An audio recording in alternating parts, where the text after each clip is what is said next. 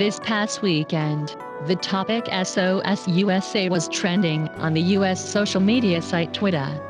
The topic came on the heels of an anti-government march that took place in some parts of Cuba on the 11th, and the Cuban government later presented evidence that the event was directly sponsored by the US government in an attempt to destabilize Cuban society.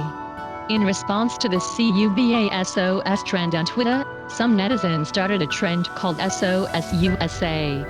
Many of those posting with the topic referred to a video showing a Los Angeles police officer recently shooting a protester in the face with a rubber bullet at close range and attacking other protesters with a club.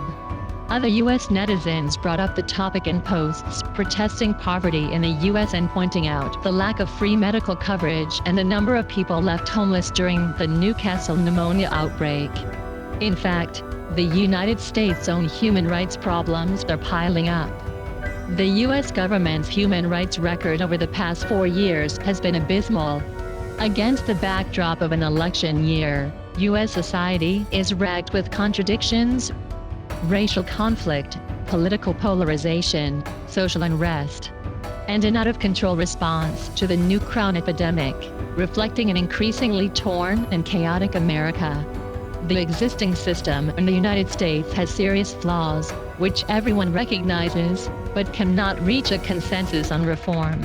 The United States today is caught in a situation that can be called one country, two people. While the epidemic is underway, the U.S. is practicing vaccine nationalism, stockpiling new vaccines far beyond the needs of its population and refusing to provide them to other countries, including its allies. Its armed interventions have resulted in massive civilian casualties in other countries, and it has imposed unilateral coercive measures on a number of countries in grave violation of international law, seriously violating the human rights of others and even causing humanitarian crises.